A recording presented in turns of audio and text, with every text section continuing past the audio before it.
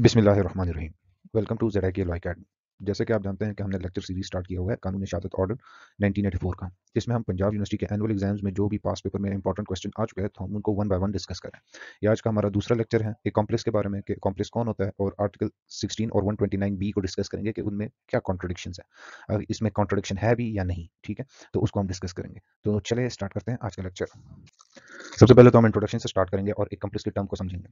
Accomplish का जो concept है वो डील करता है क्रिमिनल लॉ से, और ये टर्म जो है वो रेफर करती है किसी ऐसे पर्सन को जिसने किसी गिल्टी एक्ट में पार्टिसिपेट किया हो किसी दूसरे पर्सन के साथ, और उस एक्ट के लिए वो लीगली रिस्पॉन्सिबल हो। ठीक है, तो उसको हम एकम्प्लिस कहते हैं। जो टर्म है एकम्प्लिस की वो किसी किसी भी जगह कानूनी शहादत ऑर्डर 1984 में डिफाइन नहीं की गई, मगर इसके लिए सर्टेन प्रोविजंस दी गई है जिसमें इसका जिक्र किया गया है। ठीक है, और इसके अलावा कोड ऑफ क्रिमिनल प्रोसीजर में भी सर्टेन प्रोविजंस में इसका जिक्र किया गया है, मगर किसी भी जगह उसको डिफाइन नहीं किया गया। However, in ordinary sense accomplish का मतलब होता है कि एक ऐसा पर्सन जिसने किसी एक्ट की कमीशन में पार्टिसिपेट किया हो, ठीक है, ऑफेंस में पार्टिसिपेट किया हो, तो उसको हम एकम्प्लिस कहते हैं। फेडरल शरीयत कोर्ट जो है वो अपनी एक जजमेंट है Haider Hussain versus government of Pakistan, उसमें द टर्म एकम्प्लिस को इंटरप्रेट किया है कि accomplice कौन होता है। वो कहता है कि फेडरल शरीयत कोर्ट कहती है कि an accomplice is a person, is a co-accused, an associate or a person or a partner, sorry, who has such relation to the criminal act that he or she can be jointly charged with the other accused। ठीक है, क्या कहता है कि जो accomplice है वो co-accused होता है, associate होता है, partner होता है, वो जो एक क्रिमिनल एक्ट के रिलेशन में जॉइंटली चार्जेबल हो, मतलब उसके ऊपर जॉइंटली चार्ज लगता है, वो इक्वली रिस्पॉन्सिबल हो उस एक्ट के लिए दूसरे एक्यूज के साथ, तो उसको हम कहते हैं एकम्प्लिस। ठीक है, रेलिवेंट आर्टिकल देखते हैं, आर्टिकल 16 और आर्टिकल 129 बी ऑफ कानून शहादत ऑर्डर 1984 वो डील करता है एकम्प्लिस के साथ। क्रॉस रेफरेंस पे आ जाता है सेक्शन 337, जिसमें जो एकम्प्लिस होता है वो पार्डन मांगता है और एक एप्लीकेशन देता है कोर्ट को। ठीक है, तो ये भी डील करता है एकम्प्लिस के साथ। क्रॉस रेफरेंस में हमने सेक्शन 337 को भी डाल दिया। ठीक है, इसके बाद हम आगे चलते हैं। अभी हम एकम्प्लिस की डेफिनेशन देखेंगे कि एकम्प्लिस कौन होता है। ब्लैक लॉ डिक्शनरी बताती है कि एकम्प्लिस ऐसा इंडिविजुअल होता है जिसने किसी एक्ट में गिल्टी एक्ट में पार्टिसिपेट किया हो और उस एक्ट के लिए वो लायबल हो, उसके खिलाफ क्रिमिनल एक्शन लिया जा सकता हो, तो वो एकम्प्लिस कहलाता है। By being present at that place, अगर वो उस जगह पे प्रेजेंट है, उसने एडिंग की हो, उसके लिए मदद की हो या एबेटिंग की हो, या अगर वो उस जगह से एब्सेंट है और किसी बंदे को एडवाइस दी है या किसी को इनकरेज किया है कि to commit that particular crime, तो वो एकम्प्लिस कहलाया जाएगा। इसके अलावा जो एकम्प्लिस है उसका लिटरल मतलब यह है कि गिल्टी एसोसिएट या को एक्यूज्ड। ठीक है, इसको समझने के लिए ये चीज़ ये लाज़मी है कि जो एक्कम्प्लिस होता है वो वादा माफ़ गवाह नहीं बन होता, वो बाद में वादा माफ़ गवाह बनता है जब वो सेक्शन 337 के अंडर वो एप्लीकेशन देता है और एक विटनेस बनने के लिए तैयार हो जाता है। ठीक है? और अगर वो अपने जो उसकी सज़ा होता है उसके लिए पार्डन माँगता है और वादा माफ़ गवाह बनता है, तो आर्टिकल सेक्शन 337 के अंडर वो एप्लीकेशन देता है कोर्ट को। तो तभी वो ये वादा माफ़ गवाह बनता है। एक्कम्प्लिस बेसिकली इसका मतलब होता है गिल्टी एसोसिएट या को-एक्यूज़ड। ठीक है? हम अभी काइंड्स देखेंगे कि इसकी कितनी काइंड्स है। इसकी बेसिकली 4 काइंड्स हैं। ठीक है? पहले वाली तो मैंने डिफाइन की है कि principle of under first degree और सेकंड डिग्री, ये 2 एक साथ हैं।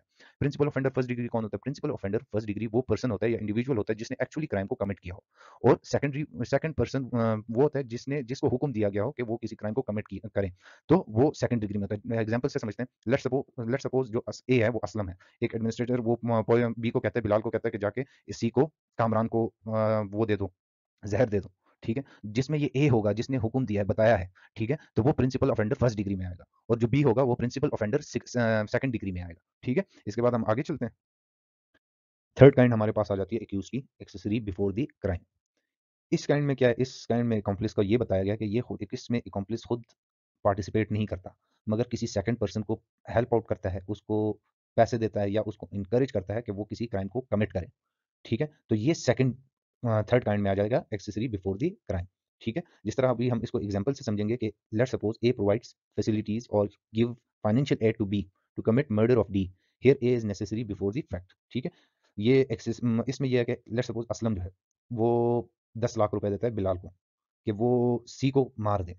ठीक है, तो जो ए फैसिलिटी प्रोवाइड कर रहा है या पैसे प्रोवाइड कर रहा है, तो ये थर्ड काइंड में आएगा। ये एक्यूज में ही शुमार होगा, ये अकॉम्प्लिस में ही शुमार होगा, ये अकॉम्प्लिस ही है ये, मगर ये पैसे दे रहा है अपने प्लान को एग्जीक्यूट करने के लिए थ्रू बी।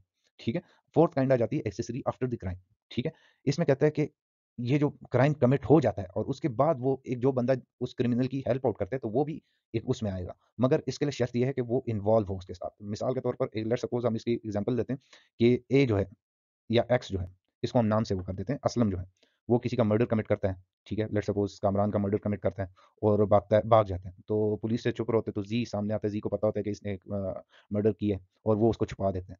इसका छुपाने वाला जो एक्ट है वो उसको अपने घर में शेल्टर दे देता है, तो ये भी एकम्प्लिस में शुमार होगा, मगर शर्त यह है कि इसको पता होना चाहिए कि ये इसने मर्डर कमिट किया है और ये पुलिस से छुप रहा है, ठीक है। तो ये फिर फोर्थ काइंड में आ जाएगा, एक्सेसरी आफ्टर द क्राइम, ठीक है। ये इसकी काइंड्स हो गई। इसके बाद हम आगे चलते हैं। अभी हम एकम्प्लिस की क्रेडिबिलिटी देखेंगे कि एकम्प्लिस क्रेडिबल विटनेस है कि नहीं। जो कानूनी शहादत ऑर्डर है 1984, उसमें एक आर्टिकल है आर्टिकल 6, उसमें जो कॉम्पिटेंसी ऑफ अ विटनेस के बारे में बताया गया है, उसमें ये साफ-साफ बातों में बताया गया है कि एक कोई भी पर्सन, ठीक है, जो अदालत के क्वेश्चंस को समझ सके और उसके रैशनल आंसर्स दे सके, तो वो एक क्रेडिबल विटनेस होता है, कॉम्पिटेंट विटनेस होता है, ठीक है।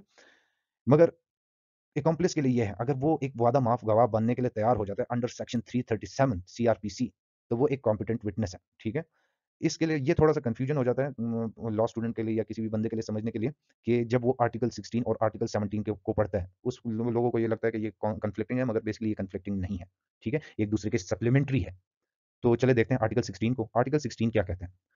आर्टिकल 16 डील करता है competency of accomplice as a witness, जिसमें ये कहा गया है कि अकॉम्प्लिस जो है वो एक कॉम्पिटेंट विटनेस है, जो टेस्टिफाई दे सकता है, जो टेस्टिमोनी दे सकता है against the accused without corroborating evidence with no other witnesses available. अगर कोई कोई और विटनेस अवेलेबल नहीं है, तो उस सूरत में जो अकॉम्प्लिस है वो गवाही दे सकते हैं। इसके लिए रिक्वायर्ड नहीं है कि ये कोई कॉरबोरेटिंग एविडेंस हो। कॉरबोरेटिंग एविडेंस क्या होता है? कॉरबोरेटिंग एविडेंस बेसिकली तस्दीकी सबूत होते हैं। तस्दीकी सबूत का मतलब क्या है कि अगर लेट्स सपोज कि एक बंदा है, वो अकॉम्प्लिस गवाही देने के लिए तैयार हो जाता है और वो कहता है कि हमने फलां जगह पे फलां पिस्टल से जो किसके घर में छुपाई हुई है, उससे हम दोनों ने मिल के इस बंदे को मारा है, ठीक है। जब वो मिलेगी, पिस्टल मिलेगी किसी के घर से, तो इसके पीछे जो उसकी गवाही होगी अकॉम्प्लिस की, ये इसको बैक करेगी, ठीक है। तो ये तस्दीकी सबूत हो जाएगा, तब एक ट्रस्टवर्थी एविडेंस बनेगा। तो ये इसमें ये कहता है, इसमें कोर्ट को एक पावर दे दी गई है आर्टिकल 16 में, कि वो अकम्प्लिस को एक कॉम्पिटेंट जो विटनेस है तस्लीम कर सकती है, वो उनकी डिस्क्रिशन पे है, without collaborating evidence when no other witnesses available. जब कोई अदर विटनेस अवेलेबल नहीं होगा, तो ये कोर्ट के पास इख्तियार है, पावर है कि वो उसकी गवाही विदाउट कोलैबोरेटिंग एविडेंस को तस्लीम कर सकती है। मगर इसमें एक्सेप्शन है। एक्सेप्शन क्या है? जो क्या नाम है अकॉम्प्लिस है, उसकी गवाही हुदूद के केसेस में एप्लीकेबल नहीं होगी, ठीक है। उसकी गवाही हुदूद के केसेस में नहीं ला सकते। आर्टिकल 129 कहता है, क्या कहता है? आर्टिकल 129 कहता है कि जो उसकी इलस्ट्रेशन बी है, वो कहती है कि अकॉम्प्लिस जो है वो एक अनवर्थी और अनरिलायबल ऑफ क्रेडिबल विटनेस है, unless his testimony is backed by corroborating evidence. तब तक, जब तक उसके बैक में कोई ऐसा सबूत ना हो या तस्दीकी सबूत ना हो जो उसके जो क्या गवाही है उसको प्रूव करे, तब तक ये अनरिलायबल, अनवर्थी, ठीक है, विटनेस है, ठीक है।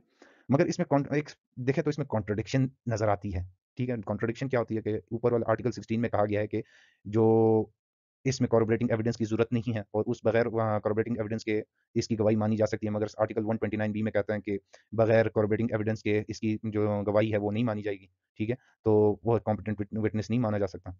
तो ये कॉन्ट्रडिक्शन आ जाती है, मगर बेसिकली जो आर्टिकल 16 है वो उसकी कॉम्पिटेंसी के बारे में बताया गया है। अगर कोई एविडेंस मौजूद नहीं है, तो उसकी ये कोर्ट को डिस्क्रिशन दी गई है कि आप उसको ले सकते हैं, इसकी गवाही को ले सकते हैं, ठीक है। मगर 129 में उसको रूल ऑफ प्रूडेंस में लेके आ गए कि नहीं, ये उसकी ये बताया कि ये एक अनरिलायबल विटनेस है, ठीक है, अनवर्थी विटनेस है, जिसको लाज़मी है कि वो उसको सपोर्ट करे, बैक करे कोरबोरेटिंग एविडेंस के साथ, ताकि किसको अनजस्टिस ना हो। अभी हम देखेंगे reason behind the need of corroborating evidence. जिस तरह आर्टिकल 129 बी में कहा गया है कि कोरबोरेटिंग एविडेंस की जरूरत है किसी जो गवाही है accomplice को उसको प्रूव करने के लिए, तो इसकी जरूरत क्यों है, किस रीजन की वजह से इसकी जरूरत है? इसकी जरूरत इस वजह से है कि समटाइम्स जो accomplice होता है वो झूठ बोल रहा होता है अदालत को और अपना गिल्ट जो है वो शिफ्ट कर रहा होता है एक्यूज के ऊपर। तो इस चीज को रोकने के लिए अदालत उसकी टेस्टमोनी को वो कहती है कि ये रिलायबल नहीं है, उसकी टेस्टमोनी पर रिलाई नहीं करती, और तब तक जब तक कोई और कोरबोरेटिंग एविडेंस ना आ जाए, ठीक है। फिर उसके बाद हम देखेंगे relationship of article 16 and article 129। Article 16 क्या कहते हैं? वो कॉम्पिटेंसी बता रहा होता है कि एक्यूज जो accomplice है वो एक कॉम्पिटेंट विटनेस है, while on the other hand जो आर्टिकल 129 कहता है कि ये कॉम्पिटेंट विटनेस तो है, मगर ये अनट्रस्टवर्थी है, ठीक है। इन दोनों में ये क्या नाम है, कोई कॉन्ट्रडिक्शन नहीं है बेसिकली इस तरह कुछ, मगर ये एक दूसरे के सप्लीमेंट्री है, ठीक है।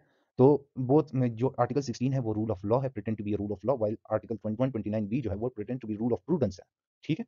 और जो एक पाकिस्तान की पाकिस्तान सुप्रीम कोर्ट की एक जजमेंट है जो इसको जो कहती है कि stated that for the reliability of an accomplice as a witness, a sufficient collaboration is required. कहते हैं इसके लिए एक sufficient collaboration required है, ठीक है? तो ये सिंपल ये कहता है कि रिलेशनशिप आर्टिकल में मतलब ये इसमें इन दोनों के दरमियान कोई इस तरह की कॉन्ट्रडिक्शन नहीं है, ये एक दूसरे के सप्लीमेंट्री है और जिसमें एक जो है वो कॉम्पिटेंसी के बारे में जिक्र कर रहा होता है, दूसरा कहता है कि अनट्रस्टवर्थी है, उस पे यकीन नहीं किया जा सकता, उसकी टेस्टिमोनी पे यकीन नहीं किया जा सकता, रिलाई नहीं किया जा सकता। तो इस वजह से कोरबोरेटिंग एविडेंस का होना लाजमी होता है। जबकि आर्टिकल 16 में एक जो कोर्ट है उसको पावर दे दी गई है, अगर कोई ऐसा विटनेस मौजूद नहीं है, ठीक है, एज सच कोई आई विटनेस या कोई भी विटनेस नहीं है तो और बैकिंग भी साबित नहीं, तो उसकी जो गवाही है उस पर रिलाई कर सकते हैं, ठीक है। तो ये था आज का लेक्चर। मेरे चैनल को सब्सक्राइब करें, बेल आइकन को प्रेस करें ताकि आने वाली अपडेट आपको मिलती रहे। शब खैर, अल्लाह हाफिज़।